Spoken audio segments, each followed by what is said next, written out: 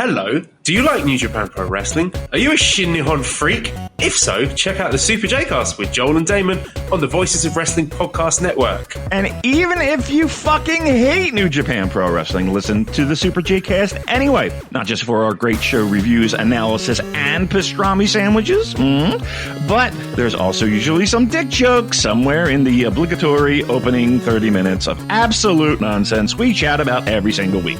That's the Super J-Cast for all the best talk about New Japan Pro Wrestling, crisps, and pornography. This podcast is a member of the Voices of Wrestling Podcasting Network. Visit voicesofwrestling.com to hear the rest of our great podcasts, as well as show reviews, columns, opinions, and updates across the world of wrestling. Here we go!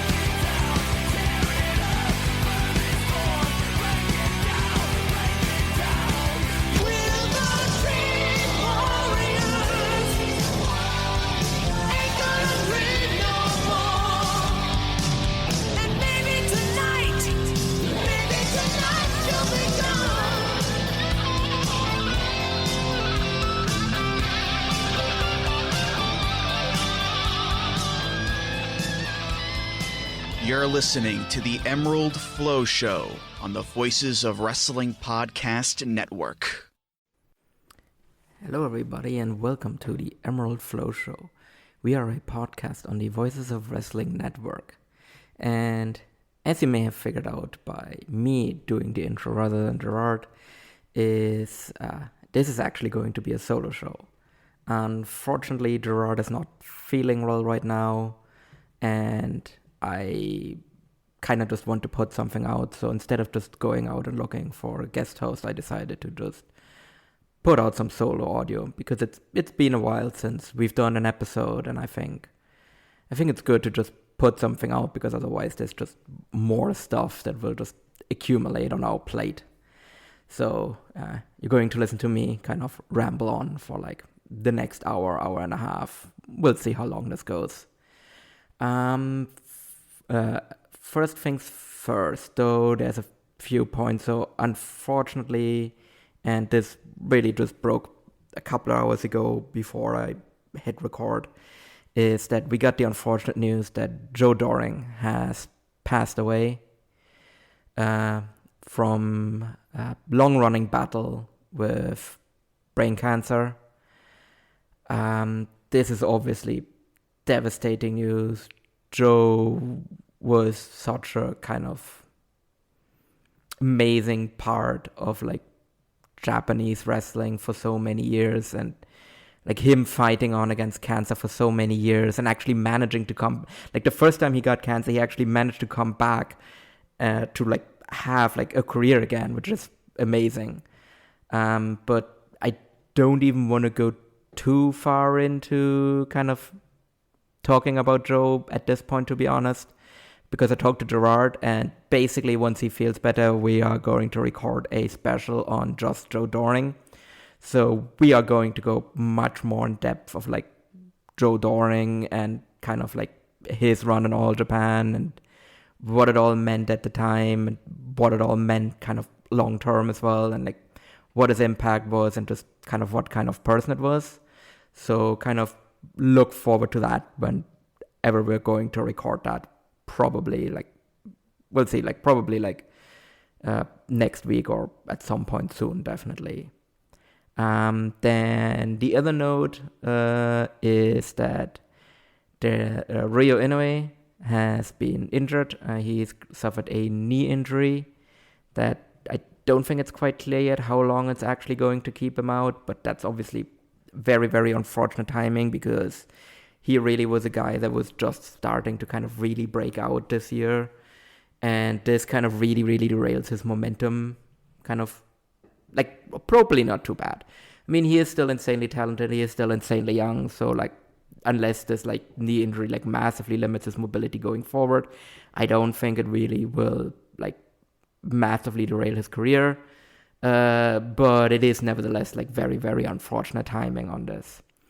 And then, as well, another unfortunate injury news is that Hikaru Sato kind of suffered a head injury in his match with Masato Tanaka for the GHC hardcore title and had to go to the hospital. And it very much seems that his career is in serious jeopardy because it was revealed later that he apparently suffered a stroke while in hospital. So it very much is up in the air whether or not he will be able to return to the ring. And I think even if he's ever able to return to the ring, it's going to be a long time until we see him again. But just given how long he's been wrestling and everything,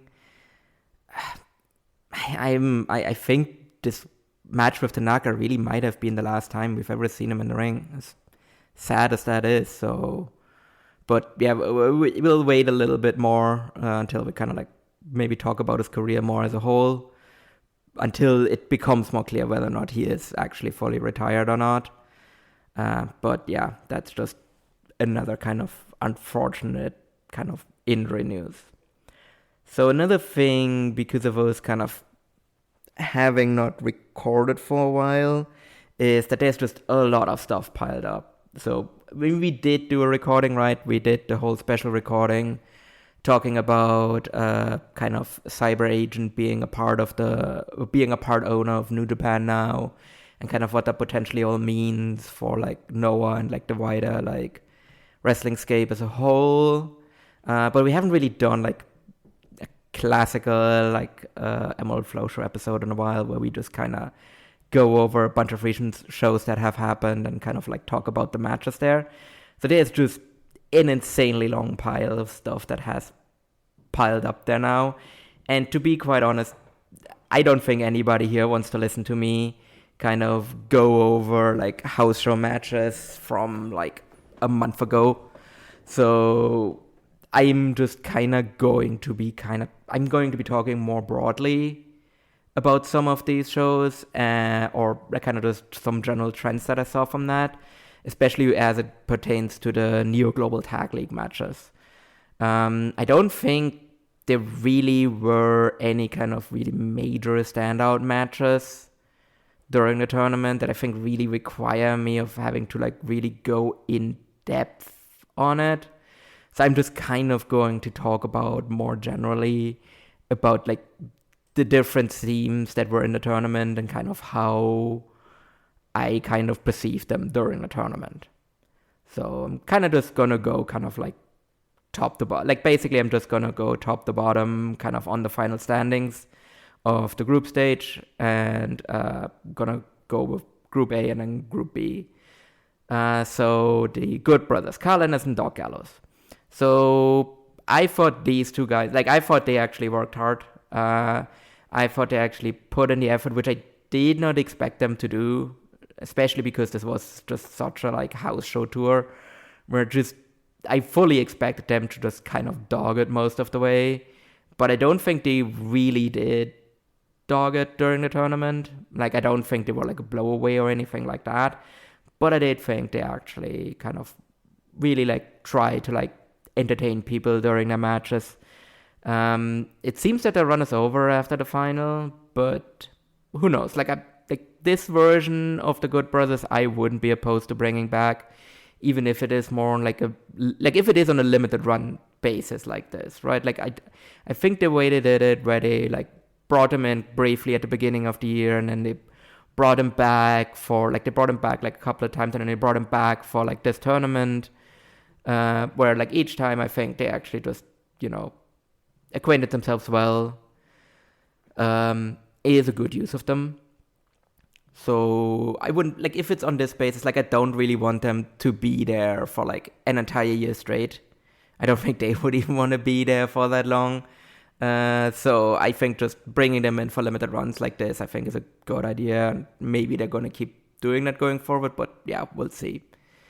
Tetsuya, Naito, and Bushi, that was kind of rough. Like, Naito is just done, which means that Bushi has to carry, like, the vast majority of kind of the in-ring work, right? Like, that has been a general issue kind of during this run, where it's like, Bushi is not bad, but he's also not great, and he's definitely not the guy that you want to be, like, carrying the majority of the work in your matches, and unfortunately just has to do that because Naito is just kind of shot.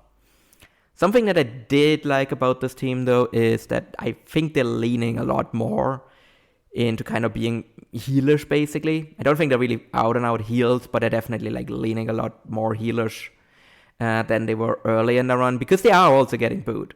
Like, people don't really, like, it's really just, like, it's a New Japan nostalgia run that, like, it just doesn't really, or it's a New Japan nostalgia act that really only works as a nostalgia act in New Japan. Like, Noah fans just aren't going to react to it in the same way that New Japan fans will. And I think they finally kind of realize that that's what's happening. So they are leaning a lot more into, like, well, being assholes as well. Like, and kind of more into being outsiders that have just come into this promotion, and, like, they're going to show them, like, that they're better than everybody because they're, like, New Japan guys or whatever, or used to be New Japan guys. So I think that kind of act is working a lot better, because also it's not like they're, like, massively cheating heels, like, outside of, you know, like, Bushi spraying the mist and all of that. Like, they're kind of just unlikable assholes. And I think that actually works pretty well. It's just that the actual in-ring work is just rough, and there's really not much you can do there. But them kind of refining the act has actually helped their matches at least a little bit. Tetsuya Endo and Hayata, to be quite frank, completely forgettable. If you had told me that they actually hadn't been in this tournament, I would believe you. Because I struggle to really come up with really just about anything that they've done during this tournament. Just kind of very much like nothing team. Masaki Tamiya and Takashi Sugura. It's such a frustrating team, basically, because you know they are the bones of a great tag team here, right? Like, and if they do actually, like, the actual, like, wrestling parts of their matches are still great. It's just that it's just marred by, like, Team 2000X bullshit, and it just keeps what could be great matches to just good matches, basically. Yeah, and it's a very frustrating team. The Lycos Gym of Kid Lycos and Kid Lycos 2. They definitely tried. I will give them that. Kid Lycos is a bit up and down there. He just never really has been a guy that really has managed to, like, find, like, a high level of consistency, or, like, really, like, find a lot of good ways of, like, basically finding a good match structure that isn't just kind of doing shit.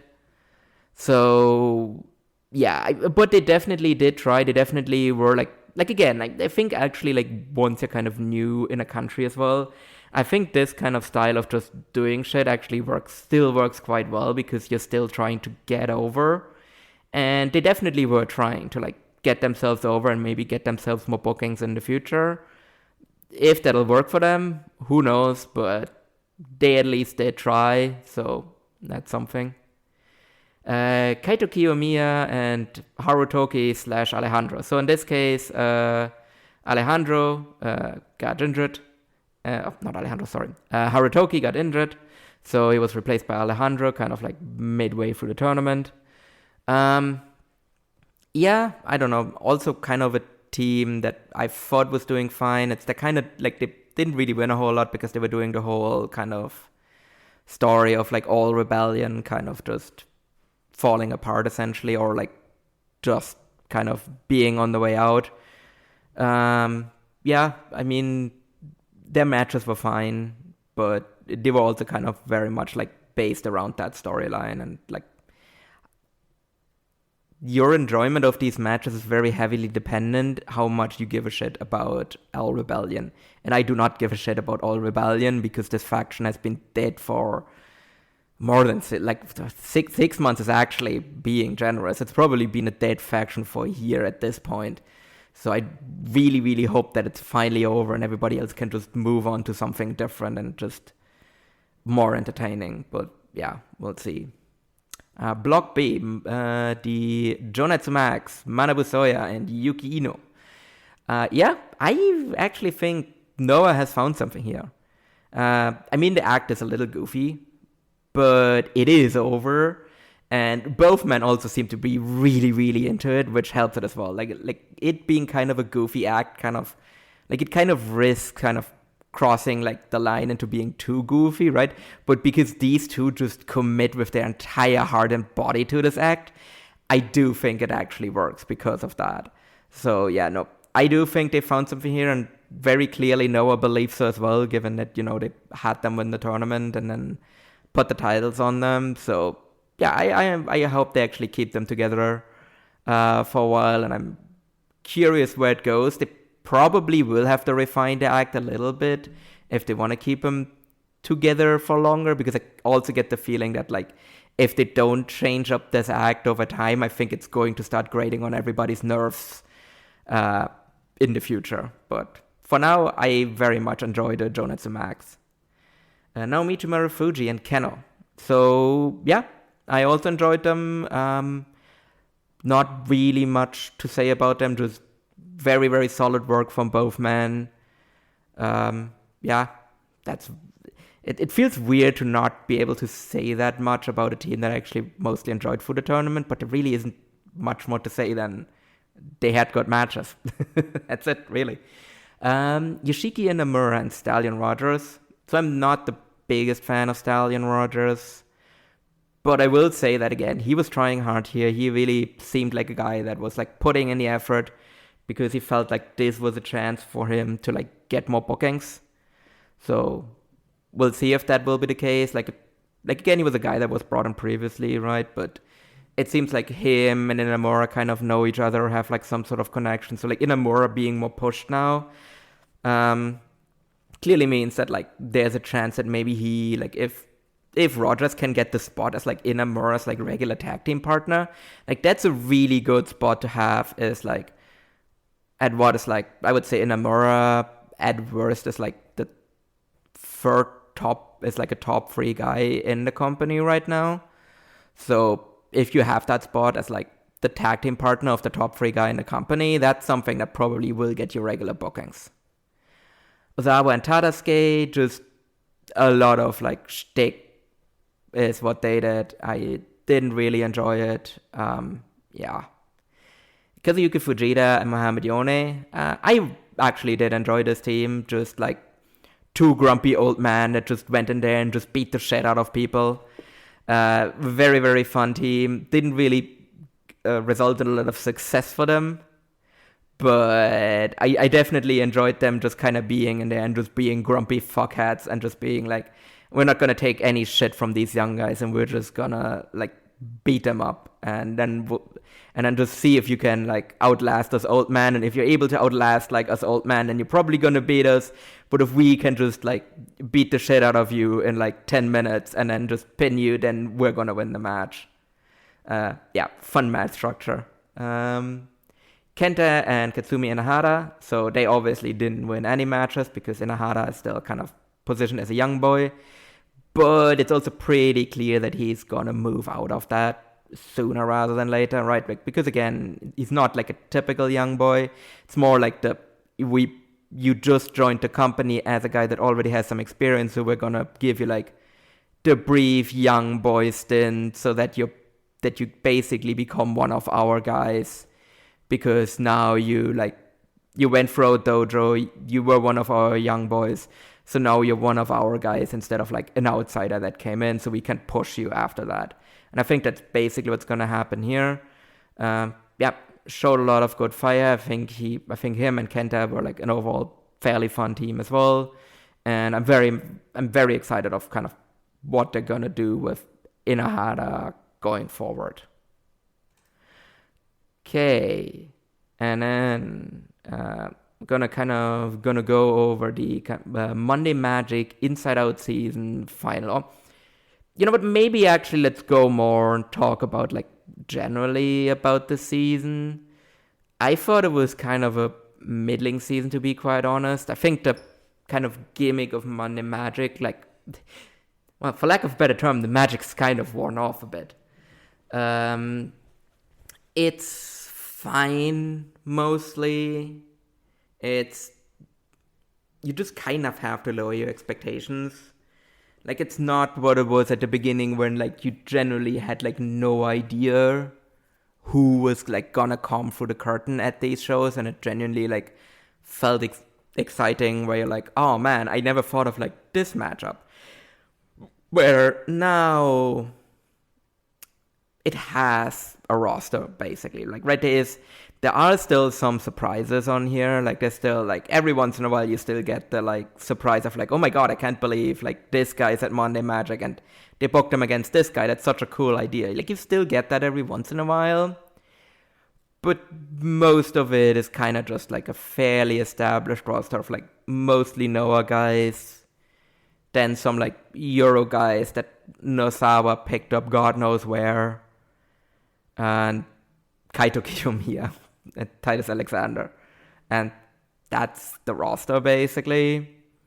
And then they just kind of do random matches. There aren't really very many, like stories of feuds. Like, you get them every once in a while, but mostly they are just kind of shows that happen. And then the season ends, and it's like, yeah, I guess that was fine.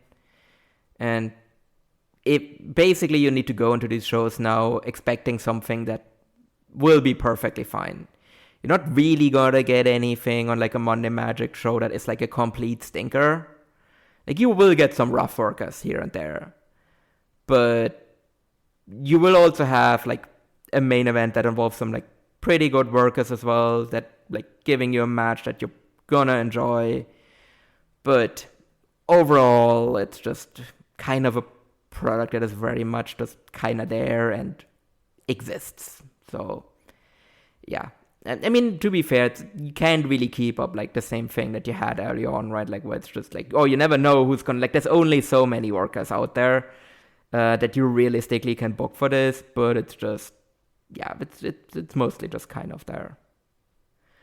Okay, and then let's talk about, just very briefly, about the ETA debut 50th anniversary show on the 20th of June from the Agematsu Town Community Center in front of 603 fans. So, I really only want to talk about the main event here, which was a GHC Junior Heavyweight title match between Eita and Dragon Bane. Dragon Bane being the defending champion, and Eita defeating Dragon Bane in 22:57 with the Salamander to win the title.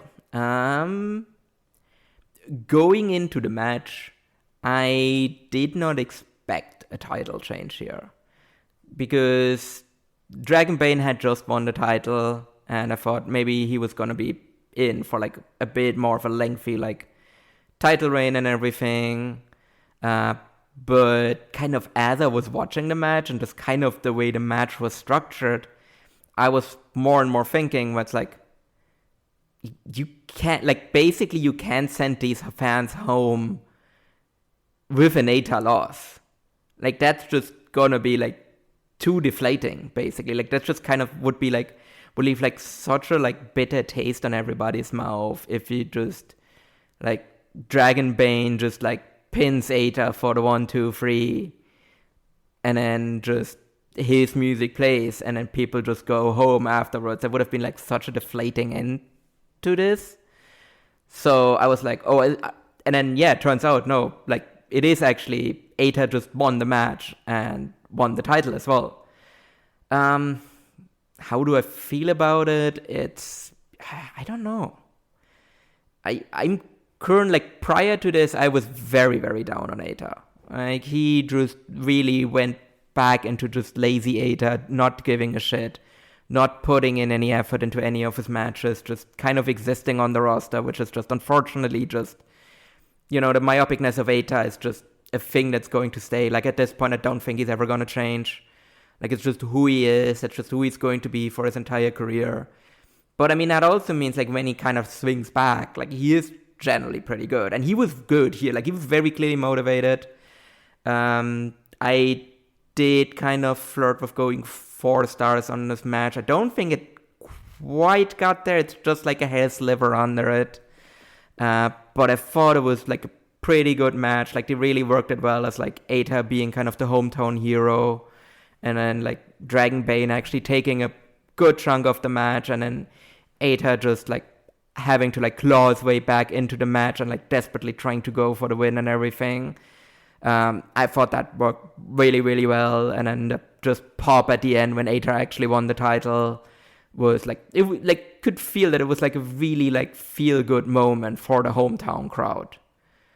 Where we go from here, I'm not entirely sure. If this is the Eita that we're gonna get for like the rest of the reign, however long it's going to be, then I'm perfectly fine with it. If it's going to be the Eita that we've gotten over the last couple of months, then we might be in for like a bit of a rough one, especially since Hayata is the first challenger. I'm really curious how that one's gonna go. We're a couple of years past the like Hayata wins lol meme now, so I don't know if he's winning. Like, it very much feels like the company has kind of moved, and especially the junior division has kind of moved past Hayata now. I can't rule it out that he wins, but I don't think it's going to be a long reign in that case. But at that point, well, if Bane like loses the title immediately to Eita, and then Eita immediately loses to Hayata, and then maybe Hayata doesn't get that long of a reign, and like we're kind of starting to really hot potato that belt as well. So, which I guess you can do, because whoever like kind of is champion before the N1 starts is probably going to be a champion for a while, because there's not going to be a title defense most likely during that tournament. So yeah, who knows what they're planning here with the junior division. It's just that, there are like more like younger guys and everything that you could be pushing as well. So I'm not against Eita having maybe a bit of a run with the belt here, where he gets like 3 defenses or so, and then you kind of like move it back onto a younger guy. If we're just returning to like Eita and Hayata like feuding for the belt forever, I think that would be a massive step back and just really not a good idea. But I also feel like they're kind of building up right to Daiki Odashima finally winning this belt. Though I feel like maybe we're like, I have the feeling that they might be holding this off until the New Year's Eve show, but to really like make it like the big deal that it's supposed to be. But we'll see what they're actually going to do with the junior title in the meantime. Okay, and then we go to the Noah Legacy Rise 2026 from the 25th of June. From Tokyo Korakuen Hall in front of 1,202 fans. The number, yeah, it's fine, right? Like, it's a midweek show. Wait a minute. Let me not talk about the final show. Sorry, I was just looking at the run sheet here that Gerard made, and I think we're missing the final show for the Tag League. So let me just very briefly bring that one up. Yeah, there we go. So let's just quickly jump back in time to the 16th of June. Also for the Neo Global Tag League finals. Also in Korakuen Hall in front of 1,009 fans. And I think we can actually kind of compare these back to back, right? Like, because both of them are midweek shows in Korakuen, kind of roughly a week apart. And I do think like the 1,202, like in that case, like is a bit of a better number compared to this one, because them like barely getting to 1,000 fans. Now, obviously, like the show yesterday had a GHC like heavyweight title match on it, and that's always going to be a bit more of a draw. But then again, I would still kind of question how much of a draw Shane Haste really is. Endo to some degree is a draw, but like I still wouldn't really like call Shane Haste versus Endo really like a massive ticket mover per se, right? So I think that is encouraging that like just generally they can stay above 1,000 fans in Korakuen, like even if the card isn't like a blowaway card essentially. So let's just talk about the final show real brief. I think really the only two matches worth really talking about are like the junior heavyweight tag title match where Dragon Bane and Alejandro defeating Atsushi Kotoge and Hajime Ohara. I enjoyed that match for what it was. I don't think it was like an amazing match or anything like that, but it was just very solidly worked. I think the crowd was into it as well. I think the crowd especially was like into like Dragon Bane and Alejandro.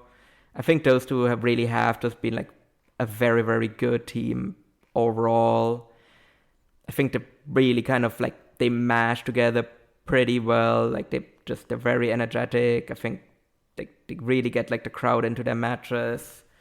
Like definitely not the best defense of the reign. I mean, it's not like Ohara is just not very good. And Kotoge seems very checked out. Like I wouldn't be shocked if Kotoge is like leaving at some point when like once like his contract expires. But other than that, I enjoyed the match overall. And then the Neo Global Tag League final match, Manabu Soya and Yuki Ino defeating Carl Anderson and Doc Gallows in 25-55 when Soya hit Jonatsu East on Anderson. Like I said earlier, like I thought like the Good Brothers really worked hard. I think they really arguably this was like the best match of their entire run. I also really enjoyed like the fire from like Soya and Ino in this match. They just really like went all out there, and again, it's one of those matches where like I flirted with going for. It didn't quite get there for me in the end, but I perfectly enjoyed the match that I saw. And if this is what the Good Brothers give us in like a limited run capacity, then I think bring them back in like a limited run capacity in the future. And then, we'll just see if they can keep this up or if they kind of revert to like what their usual form was. But if it's this form, then I'm not against bringing them back in the future. And then also, who could forget the most important show, which, let us go one more day back in time, which was the Wrestle Magic show in Korakuen Hall on the 15th. Who knows how many people were in there? It didn't look very full, to be quite honest. This one might have actually been under 1,000. It's kind of hard to say. They used a different setup as well. This was a fairly forgettable show overall, I would say. I did enjoy the opener, Naomichi Marufuji and Daiki Odashima going to a time limit draw with Daichi Hashimoto and Fuminori Abe. These are all like pretty good workers. Like obviously Odashima is great, Abe is great, Marufuji really, like the Marufuji resurgence in 2026 is real, and Daichi is a real solid worker that can be great in spots. And I actually thought he actually also like seemed a bit motivated here as well, because as sad as that sounds, this probably was one of the bigger like Korakuen crowds he's worked in front of all year. So yeah, but no, I enjoyed this one, and like they did a bit of comedy, but not too much. Like I think they did comedy in such a way that it actually worked within like the structure of the match, and I just enjoyed the overall thing of just like Odashima just like fighting back against like getting worked over by Abe and Hashimoto and everything. And yeah, no, it's I enjoyed this match overall. We had Miku Ano, Miyoki Takase, and Zones defeating Nightshade, Johnny Robbie, and Miko Alana in 7:53. when Aono beat Alana with a small package. Yeah, pretty forgettable match. Very short, not really all that much time to really do anything in this.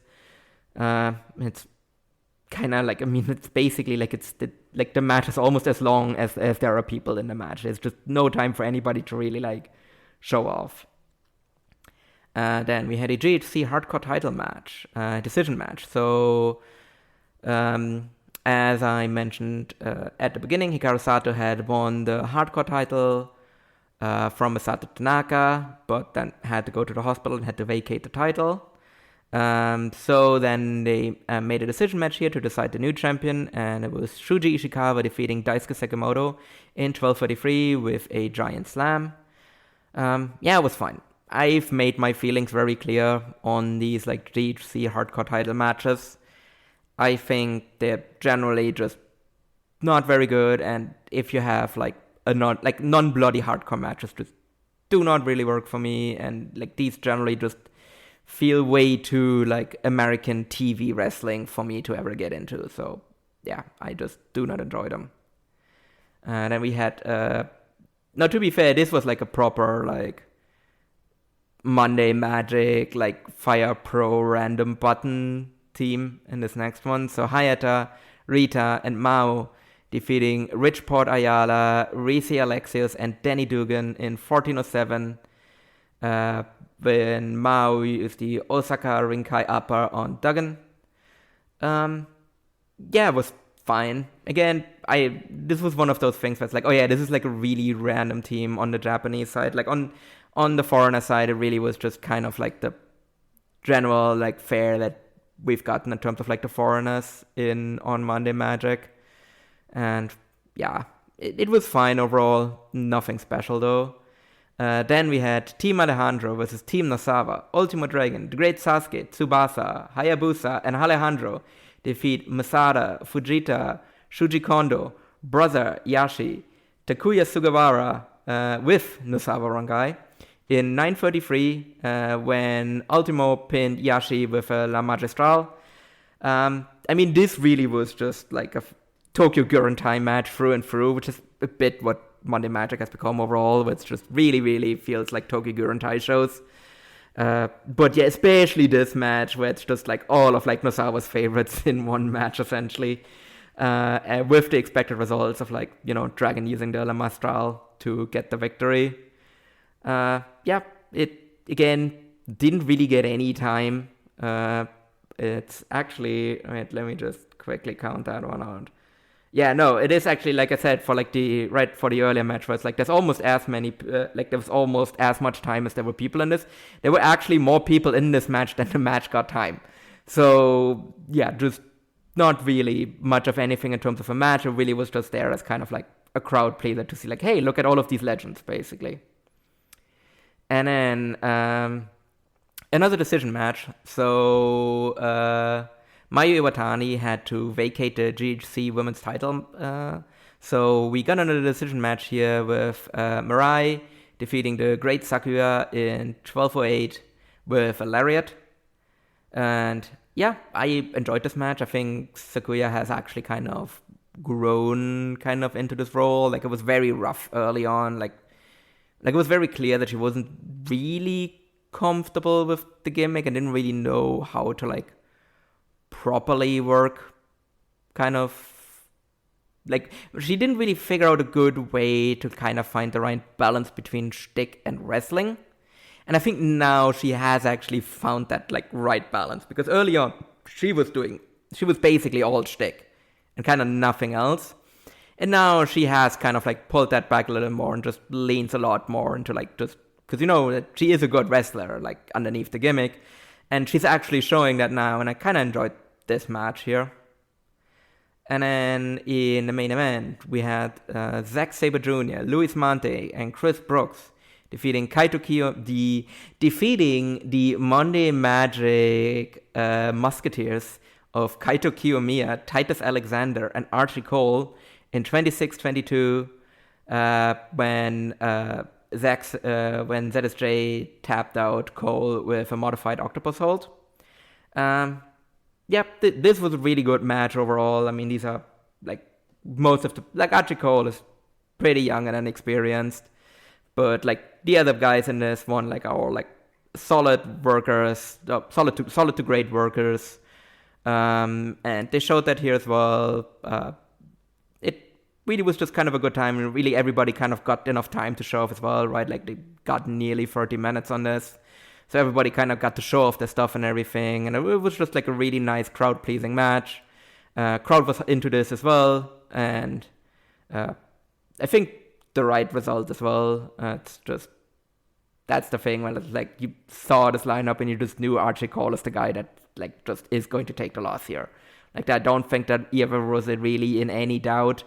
I think as much as like Nozawa loves Archie Cole, I don't think he can talk any of these other three guys to be like, hey, yeah, so would you be willing to like, take the pin against this guy that really is kind of not getting booked anywhere else, while you three are like, some of the biggest foreign stars in your respective companies? Like, yeah, that's just not gonna fly really.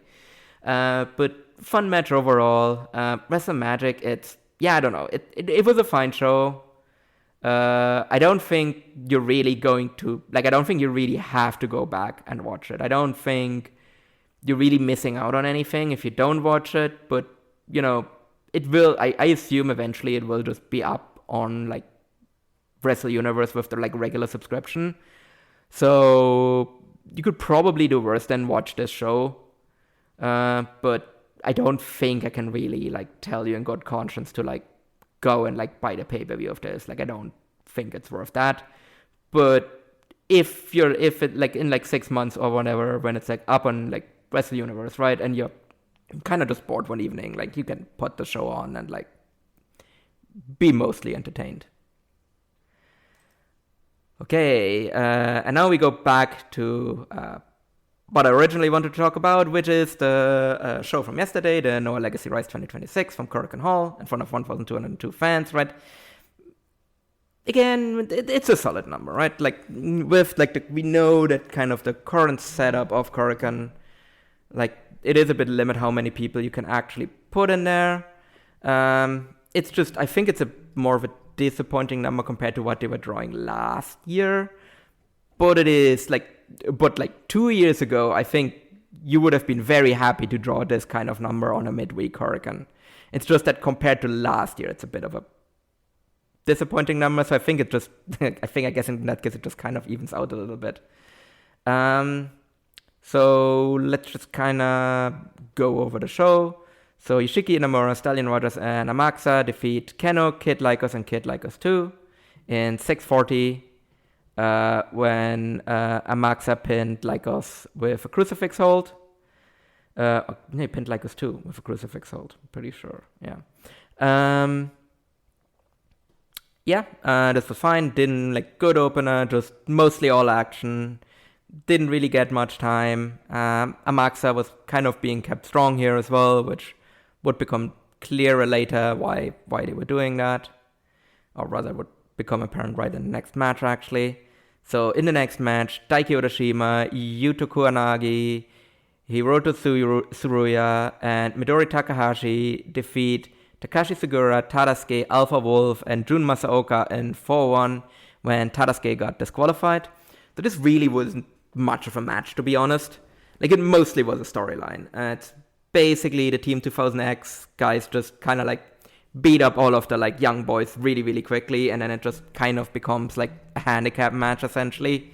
A bit of a way where they intended it to be a preview kind of the ladder match that they're gonna do later, where it's basically Daiki Urashima in a handicap match versus a bunch of Team 2000X to get a spot in the N1. So yeah, he very much he fought on valiantly, but he was obviously completely outnumbered. But then yeah, Tadasuke got himself disqualified, and then Amaxa actually came in for the save. And yeah, turns out, no, it isn't actually just Daiki Urashima versus all of Team 2000X. It's actually Amaxa is going to be in that match as well. So yeah, not quite sure where this is all leading. I'm kind of afraid that this is going to lead to a turn of either... I mean, Amaxa would be the obvious one to turn just kind of from this setup. Urashima wouldn't make any sense to turn, but to be quite honest, I don't want either of them to turn. I think they're both tremendous baby faces. I don't really want either of them to get embroiled too much and like Team 2000X bullshit. We'll see where this whole storyline is going. It would be a bit deflating if this all just ends with like a Team 2000X guy getting into the N1. But then I'm also not sure like if these guys, like basically if the guys that are in this match and they don't win, does that mean they just have no chance of being in the N1 at all? Like it would be weird if Alpha Wolf isn't in the N1. I guess Takashi Segura not being in would make some sense. He wasn't in, right? Like he seems to be kind of done with wanting to be in tournaments like this. Yeah, I'm not entirely sure where they're actually leading with this. I think the easiest one would just be like Urashima wins the match, and then he has a run in the N1 where like he doesn't really get a lot of wins because he is a junior and he is like so undersized as well. I think that would be the most entertaining thing from like a match quality perspective, but we'll see if that's actually the route that they're going down. And then we had Hayata and Katsumi Inahara defeating Ada and Super Crazy in 5:58 when Hayata pinned Crazy after the 4-3 impact. Again, it didn't really get a lot of time. It was fine for what it was, just I'm still not sure how I feel about Hayata with Ada. Can't say that this really got me excited for the match, to be honest. And then we had Ozawa, Masaki Tamiya, and Kai Fujimura defeating Kaito Kiyomiya, Alejandro, and Dragon Bane in 9:03 when Ozawa pinned Alejandro after the Swan Dive Moonsault Press. And after the match, Masaki Tamiya got back on the microphone, and once again he declared that like because All Rebellion are such losers, they are now officially disbanded with this loss. And it appears they actually are. It's not quite clear. So Kaito and Alejandro like shook hands after the match, which seemed like at least English commentary was saying that it means All Rebellion is done now. I can only hope it is. It's kind of a weird way for them to go out, right? Like they had an actual like unit disbands match that they won, and then they disband on a random after a random 6-man like a couple of weeks later. It's just a bit of a very weird story if this is this the actual end now. But I also can't say that I'm too unhappy if it's just at least it's an end, right? So in German we have a saying, basically better a horrible end than horror without ending. And I think that's kind of what All Rebellion started to feel like by the end, where it's just okay, we all know this faction is dead, basically. Where are we going with this? How much longer are we carrying this on? It really started to feel like a thing that is holding everybody in it back. I mean, Alejandro basically has already left it anyway. He's formed the team with Dragon Bane, and they are completely separate from it anyway. Kaito's doing whatever the fuck Kaito is doing, and then Harutoki is now out with a neck injury, so yeah, it very much was just time to just put it out of its misery, and if that's how they do it, I can't really call it a satisfying end, but at least it is an end. And then for the GHC national title, Naomichi Marufuji defeats Shuji Kondo in 12:47 with the perfect necklock for his second defense of the title. Like I said, the Marufuji resurgence is real.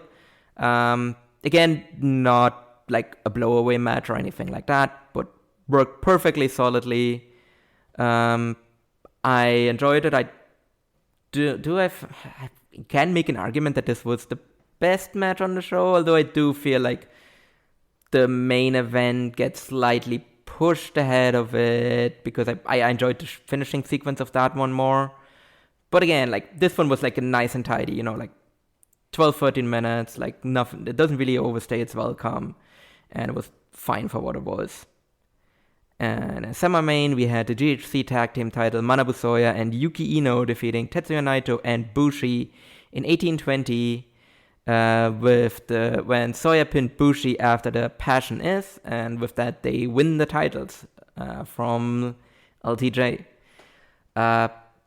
Again, this kind of was suffering kind of from the problems that I was talking about earlier with LTJ, right? Like it's like Bushi has to like do like 80% of the work, and then Naito just mostly just stands there on the apron and then just comes in like for like a bit to like do some shtick, and then tags back out to Bushi basically. Like that's their match structure. It does work because they're kind of leaning into being assholes a bit more, so I think that helped the match. But I have to say, like, I enjoyed the like Global Tag League final more than I did this match. I do think it was the right call to put the title on Soya and Ino here. I think they're just a more exciting team.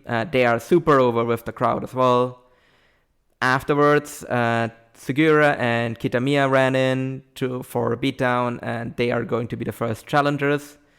I hope this isn't just a like zero defense reign. I hope Soya and Ino actually defend the titles in that match, because I do think they've kind of earned themselves like a bit of a longer run. Let's see if Noah actually gives it to them, but I at least think that they've earned themselves the chance to show what they can do.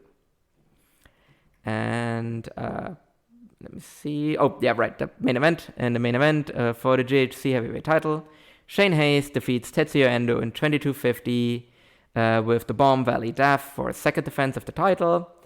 I enjoyed the match. I have to say, I thought it was a weaker match than Haste's other two title matches.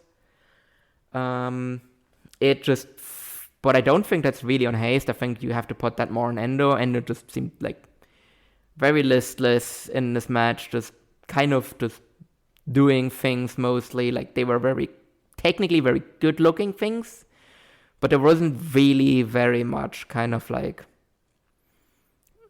things tying things together, right? Like there wasn't really anything like where you felt like, oh, this is kind of what he's trying to accomplish in this match. And he also took a lot of this match. Like that's the other thing, because Endo said before the match that he would have an announcement in case he wins, which actually led me to believe that he was gonna win the title here. But then I actually watched the match, and against the match structure, it seemed much more like a Haste win, because Endo just took so much of this match. Like, he just was in control for so long, and Endo just isn't a good control wrestler. Like, he just runs out of idea. He just doesn't really... Well, he doesn't really run out of ideas, because he has, like, a bunch of different moves, but then he doesn't really know very well how to tie things together during a control period. And that just makes it kind of, like, not very memorable. But then I did, like, the finishing sequence at the end, and then, like, Haste kind of getting a very definitive win at the very end there as well, where he kind of just took out his entire arsenal, and he just took everything in the kitchen sink, he just threw it at Endo, and then just pinned him in the end. So I did like that. And then afterwards, Ozawa came out wearing glasses, doing like the translator gimmick that he had been doing like a couple of months ago as well. And yeah, looks like Ozawa with Haste is going to be the next title match. And yeah, I do think this is probably where Haste's reign ends. Like, I don't think that's really much of a reason. I think that's a good time to end it as well. Like, I've enjoyed the Haste reign overall, but I think putting it back on Ozawa as, like, you know, like the young guy that, like, is very clearly the future of this company, and giving, like, Ozawa, like, another, like, second long reign and everything to really establish himself as the top guy in Noah is, like, the right call to make. We'll see how that match actually goes, because I think Ozawa in the second reign really has to show that he can actually, like, work properly as an ace. So I kind of wrote this up kind of in the, like, write-up that I did for the 30 under 30 on him, right? Like, where, like, the bit of the frustration with him right now is that, like, his character is, like, a guy that we know is tremendously talented, but that takes shortcut, and that's why he's a heel. But, like, that also feels like what he's actually doing in a weird way, where it's like his character is like what he's doing right now, where he's like, he knows that he's really over, and he's realized that he can rely very heavily on shtick instead of like actual match quality, and that's why I think kind of the match quality of his has like suffered a lot over the last couple of months. But I do think if you're actually the ace at the top of the promotion, I don't think you can really get away with that for too long. And I think he really has to step up in the second reign and really show that he can carry this company.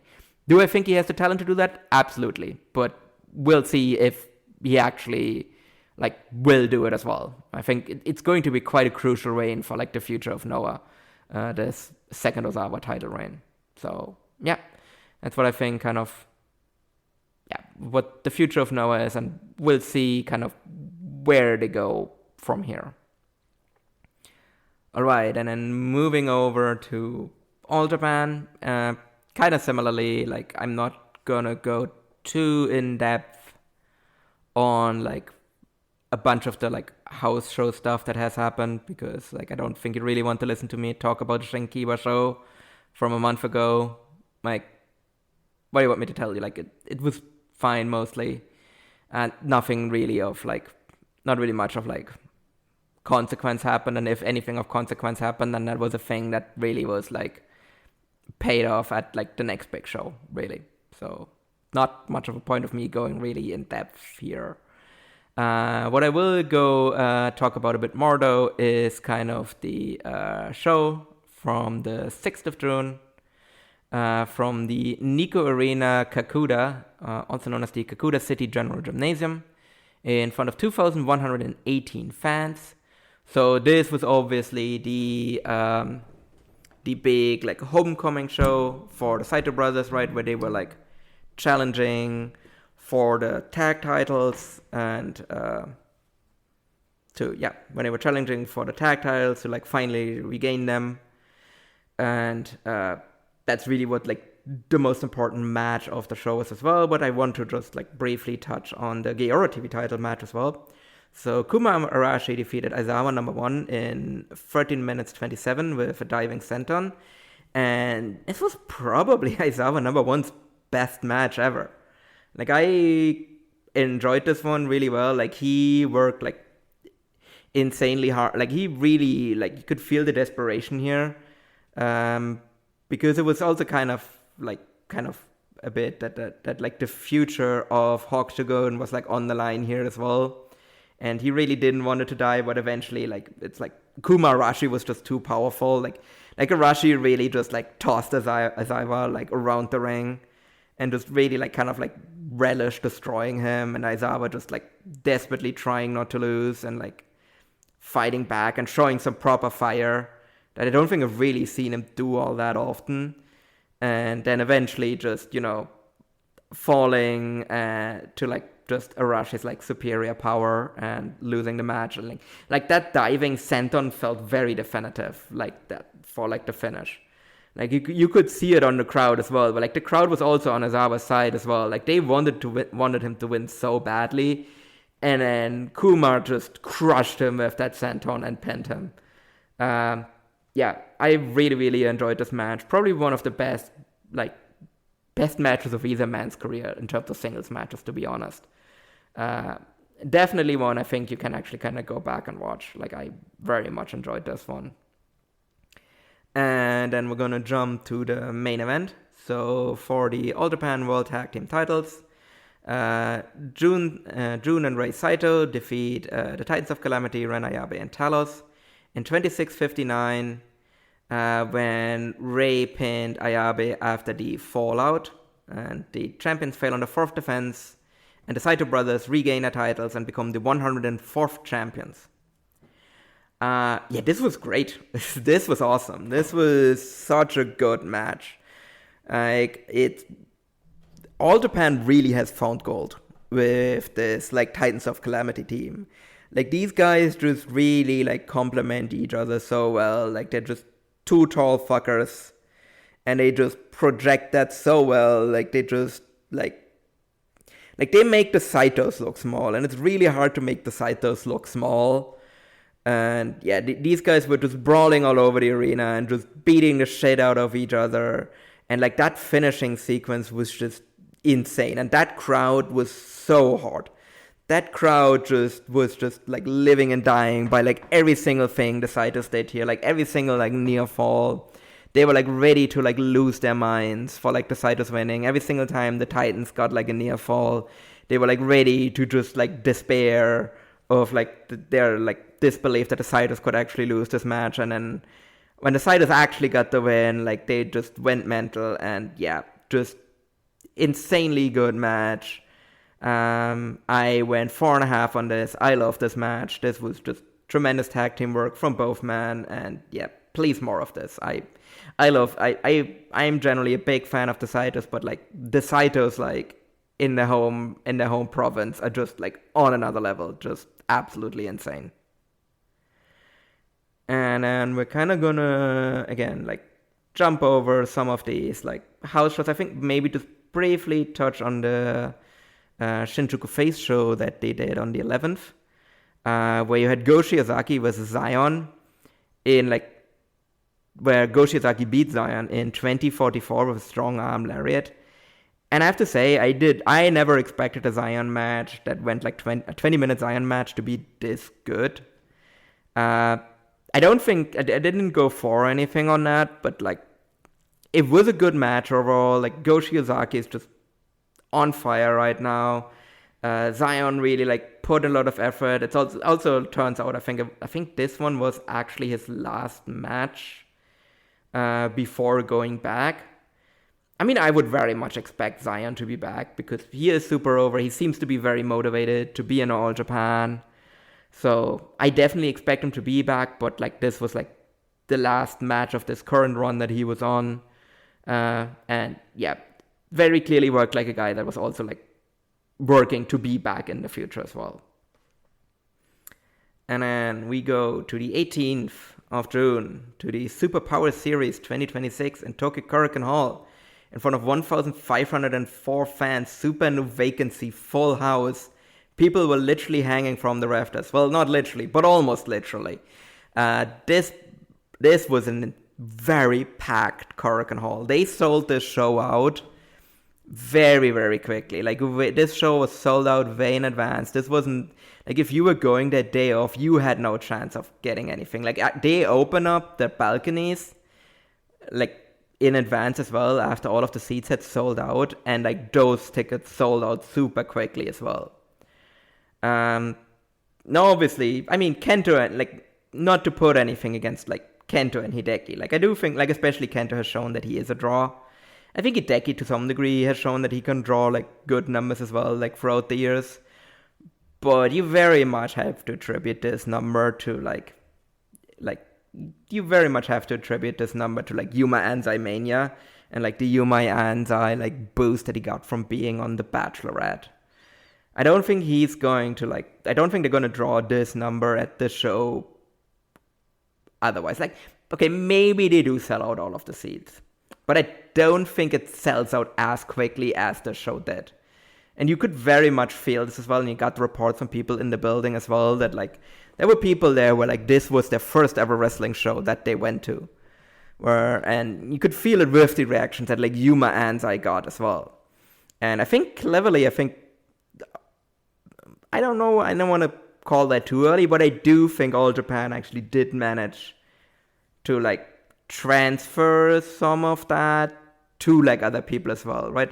I do feel they actually created some new wrestling fans at the show that are going to come back to, like, to not just see Yuma Anzai, but to see All Japan Pro Wrestling and to see guys like Go Shiozaki and to see guys like Kento and, like, Dan Tamura, right? So I do think All Japan has, like, managed to, like, make some new fans here.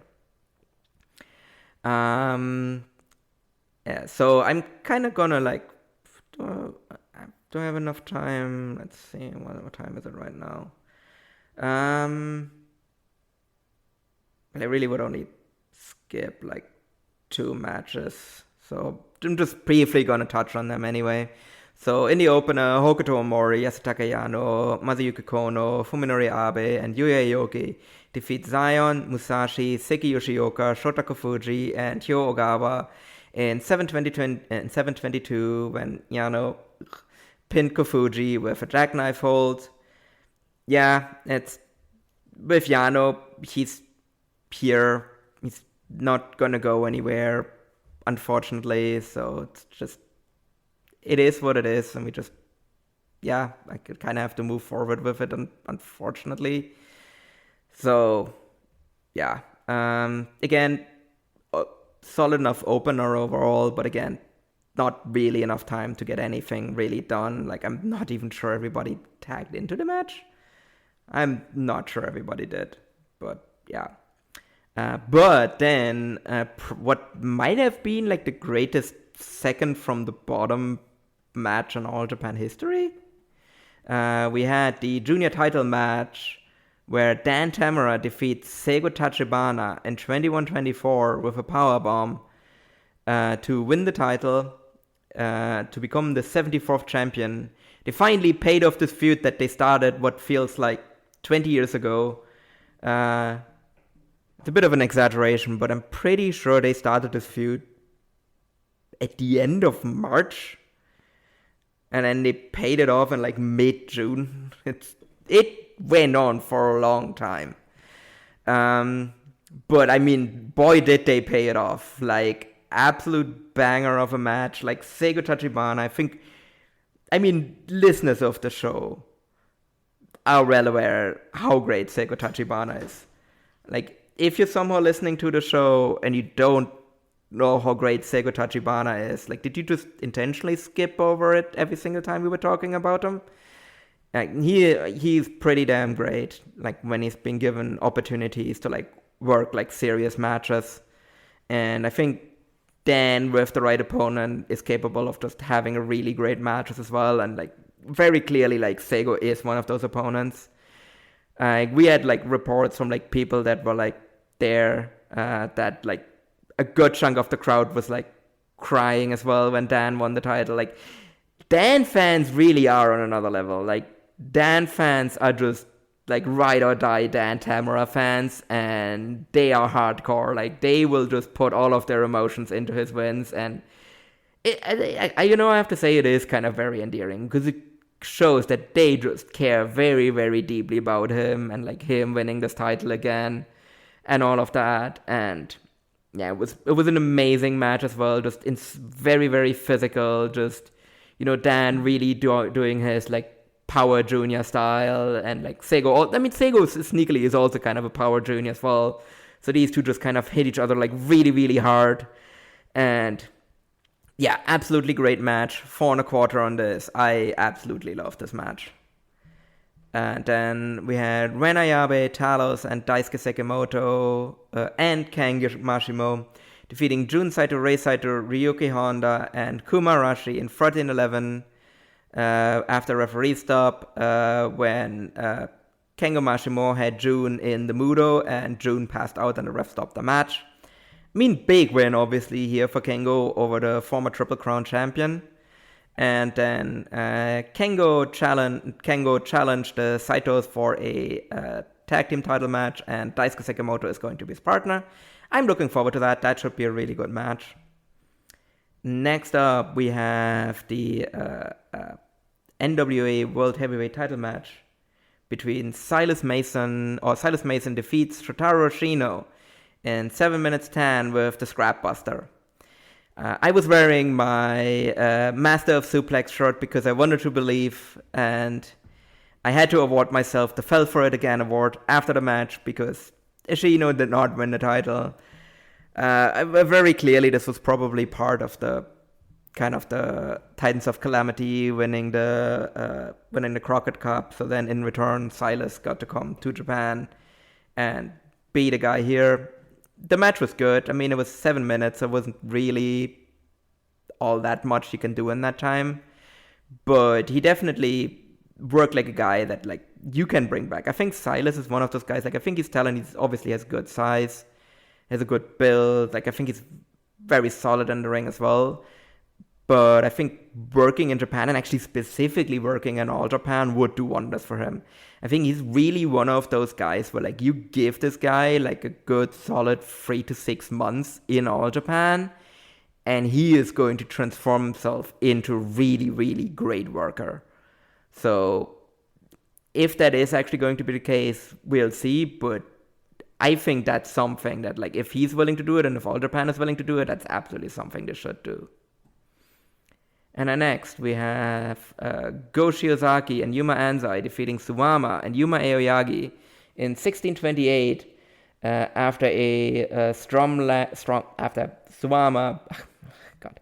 after Shiozaki beat Suwama with the strong arm lariat. This was pretty damn great as well. Like, the crowd was obviously really into this because this was the match a lot of them actually came to see. Because they were really into Yuma Anzai. But I do think, like, I would not be surprised if, like, a good chunk of the people that came for just Yuma Anzai were cheering for Go Shiozaki by the end of this match. Because him and Suwama, like, this match was really much more focused about, like, Suwama and Shiozaki.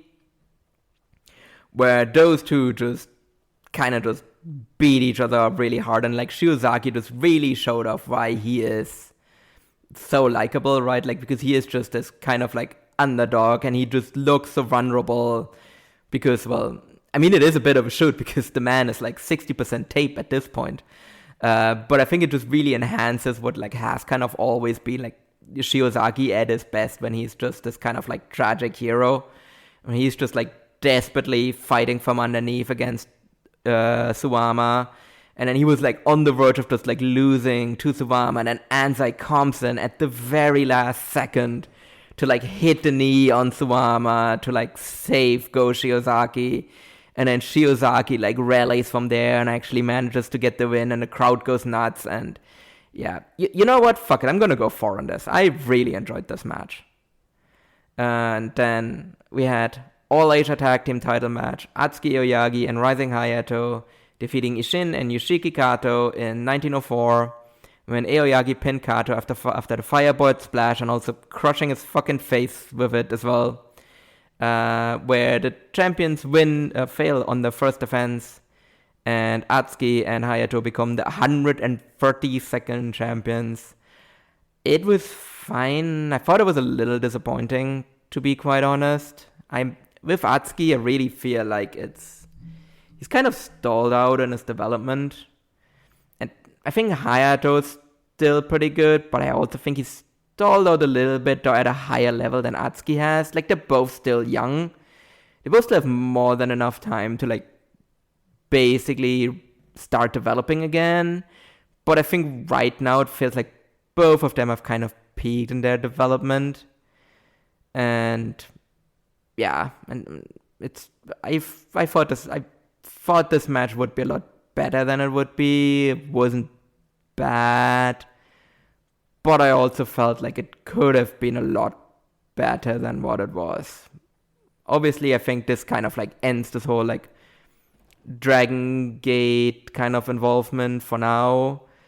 Because also, actually, I forgot to mention this earlier, talking about the Noah section, where actually Rita and Jackie Funky Kamei actually popped up in Noah to challenge Dragon Bane and Alejandro for the GHC junior titles. So it seems like, I mean, it's not out of the question that like Dragon Gate and All Japan still keep working together going forward despite that. But generally in the past, it's like you really only have like 2 promotions working together at the same time. So I wouldn't be surprised if this maybe signals like a shift for like Dragon Gate to work a bit more with Noah going forward than All Japan. But yeah, we'll see what it actually means in the future. Yeah.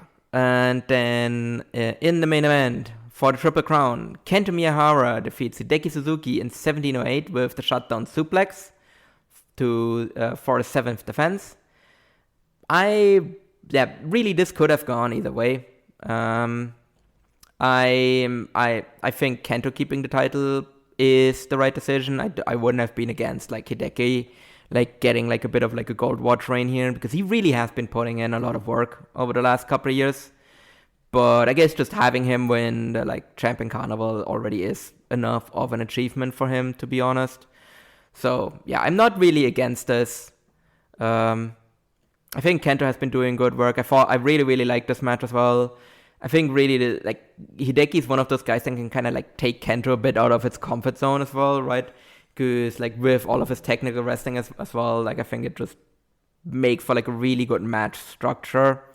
Where, for example, you had, the one spot, right? Where, Kento kind of got out of, kicked out of a pin from Hideki, and then Hideki immediately scrambled to get another hold onto Kento, to really show that it's the relentlessness of Hideki's work, right? When he's doing his mat grappling, where it's he's not gonna let you get any time to really get some breathing room.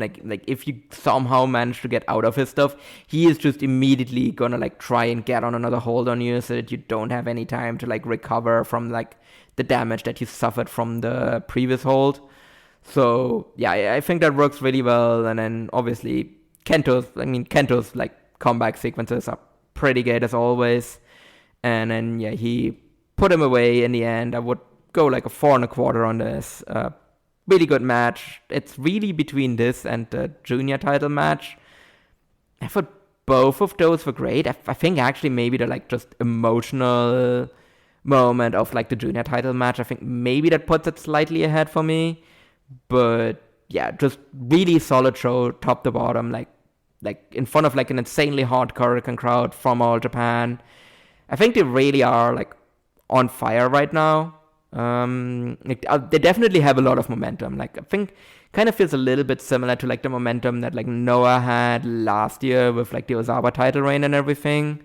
They really do need to capitalize on this Anzai popularity. I'm not sure how they're gonna do it, because it doesn't really seem like he's factoring into the Triple Crown picture right now. They're kind of seems like they're moving him back into the All Asia Tag Team title scene. I don't know. I don't know if that's a mistake or not. In theory, you should capitalize on it by Anzai, winning the Triple Crown and getting back on top. But obviously that wasn't their long-term plan that they've had. So it does seem like All Japan very much is just gonna stake the course and stick with whatever long-term plans they've had, and not just hotshot Anzai to the title. We'll see if that works out for them or not. But obviously on the show, you had a really hot crowd that was super into everything, and just, I would say this was, you know what, I think it's very easy to say that I think this was All Japan's best show of the year so far.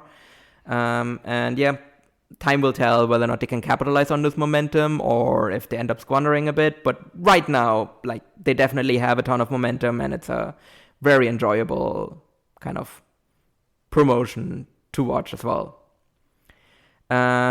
Then I'm just briefly going to touch on the Shinkiba show that they had on the 24th.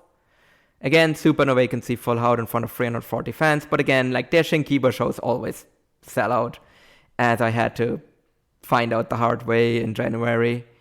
Or rather, at the end of last year, basically, when I went to the Yoyogi show and I wanted to buy tickets for the Shinkiba show there, and turns out Shinkiba, that was at the middle of January, so basically a solid 2 weeks away, and at that point the show had already been sold out, because the All Japan hardcores just really love themselves the Shinkiba shows, and I think it always really helps the atmosphere for the shows as well.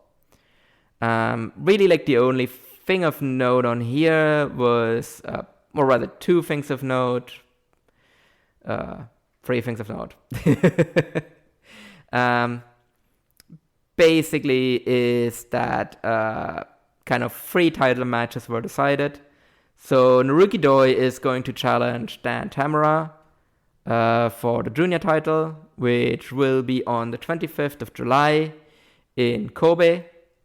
And then similarly on that same Kobe show, which they're really kind of loading up, is you will have Ren Ayabe challenging Kento Miyahara for the Triple Crown. So again, we're not moving Anzai into this picture, because Anzai instead is going to challenge for the All Asia Tag title, because on this show, him and Shota Kafuji defeated Yuma Aoyagi and Yasutaka Yano, which actually managed to, which I actually forgot to mention earlier, is so after the All Asia Tag title match, Yano comes out and he is like challenging Aoyagi and Hayato, and he just says that like his partner is going to be Yuma, and the crowd goes wild. But no, it turns out actually his partner is going to be Yuma Aoyagi, which the crowd did not take well. They very much were like not happy about that, which they kind of played up, because I will say this actually was a really good bait and switch, because then Shota Kofuji comes in and he's like, well, wait a minute, no, why, like, I actually also want to challenge for these belts, and my partner is also going to be Yuma. And then Yuma Anzai comes out and the crowd goes wild, and then they set up this like number one contender match, and then Anzai and Kofuji won.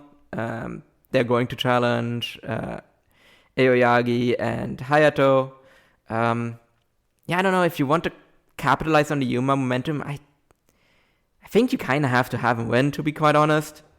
I get that Kofuji is like a young boy and everything, but like I do think like if you really want to like keep Anzai's momentum, you kind of have to have him win that match. It would be weird for like for two people so high up in the junior division like Aoyagi and Hayato to like lose the titles this quickly after like winning a tournament and everything. But like I don't know, like with Anzai, I don't think you want him to lose, even if he's obviously not going to be the guy taking the loss in here.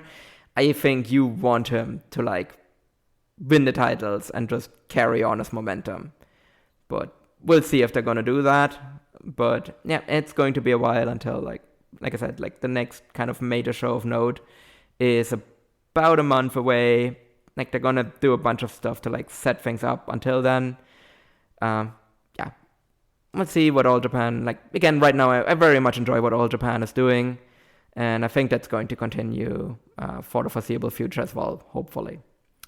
But, yeah, we are going to be back at some point soon. It kind of depends when Gerard is feeling better, when we're going to be recording the special on Joe Doering then, and until then, enjoy all of the wrestling out there. Bye-bye. My name is Tyler Fornes, and I am one of the co-hosts of the Good, the Bad, and the Hungy AEW podcast here on the Voice of Wrestling Podcasting Network. We take a broad scope approach to the world of All Elite Wrestling and the entire universe of Tony Khan. We talk about the big matches, the big stars, the promos, the storylines. And we also look at it from a big picture perspective. How are things going to change over the course of the next 10 years with AEW still in the picture? How are companies like WWE going to adapt and adjust to AEW? Are they going to be a similar way like they did with WCW in the late 1990s? Will there be a counterpunch? We talk about all of that and more on The Good, the Bad, and the Hungy every week on the Voice of Wrestling Network.